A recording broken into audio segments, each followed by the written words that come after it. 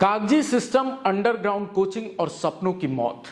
दिल्ली में यूपीएससी की तैयारी करने वाले बच्चों की कोचिंग संस्थान में हुई मौत का आखिर कौन है जिम्मेदार? आज हर कोई पूछ रहा है ये सवाल। कोचिंग सेंटर के बेसमेंट में पानी भर जाने से 2 छात्राओं और 1 छात्र की जो मौत हुई है, आखिर उसके लिए किसे दोषी ठहराया जाए? दिल्ली सरकार को, लापरवाह कोचिंग सेंटर को? आखिर इन मौतों का हिसाब कौन देगा? सिस्टम पर सवाल उठाते इस हादसे के पीछे की कहानी आप जानेंगे तो दंग रह जाएंगे।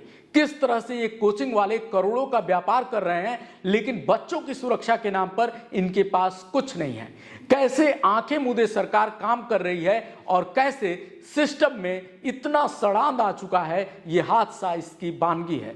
चलिए विस्तार से इस वीडियो में हम आपको बताते हैं कि आखिर ये घिनौना खेल कैसे लगातार चल रहा था और प्रशासन आंखों पर पट्टी बांधे सो रहा। दरअसल दिल्ली की Rouse IAS study circle coaching में पानी भरने से 2 छात्राओं और 1 छात्र की मौत हो जाती है। आईएएस बनकर समाज की सेवा करने का सपना देखने वाले इन छात्रों और उनके परिजनों का सपना एक झटके में टूटकर बिखर जाता है। परिवार वालों की आंखों में आंसू है। जो छात्र दिल्ली में रहकर कोचिंग कर रहे हैं, सभी डरे और सहमे हुए हैं। लेकिन सवाल किससे किया जाए, किसे दोषी ठहराया जाए? इन मौतों के लिए आखिर किसे जिम्मेदार बताया जाए? हर कोई बस यही सवाल पूछ रहा है। अब चलिए ये पहले आपको बता देते हैं कि आखिर ये हादसा हुआ कैसे। बेसमेंट में कोचिंग संस्थान ने लाइब्रेरी बनाई हुई थी, जहां जल निकासी का कोई प्रबंध नहीं था।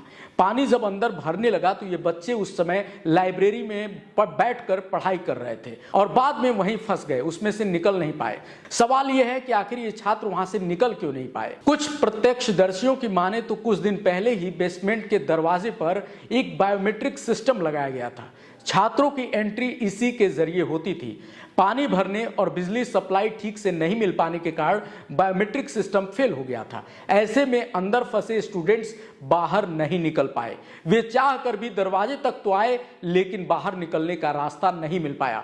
पानी का बहाव तेज था और बायोमेट्रिक सिस्टम काम नहीं कर रहा था। पानी के निकलने का कोई और रास्ता था नहीं, तो ये छात्र छटपटाते रहे और वहीं पानी में डूबकर उनकी मौत हो गई।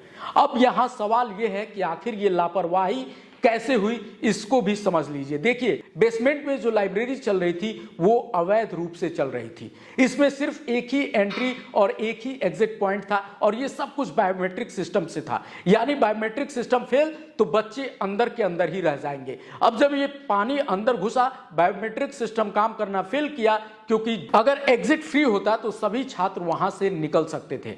लेकिन कोचिंग संचालकों की लापरवाही का शिकार ये तीनों छात्र हो गए। अब सवाल दोबारा यही है कि अगर अवैध रूप से लाइब्रेरी चल रहा था तो प्रशासन कहां सो रहा था? राज्य सरकार का आखिर काम क्या है?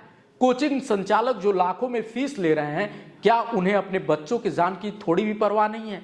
ऐसा इसलिए क्योंकि अब गिरफ्तारी के बाद खुद कोचिंग संचालक ने माना है कि बेसमेंट में जल निकासी की कोई व्यवस्था नहीं थी, जिसके कारण यह हादसा हुआ। फिलहाल पुलिस ने एफआईआर दर्ज कर ली है और 2 गिरफ्तारियां की हैं। इसमें कोचिंग सेंटर और कोचिंग का कोऑर्डिनेटर शामिल है।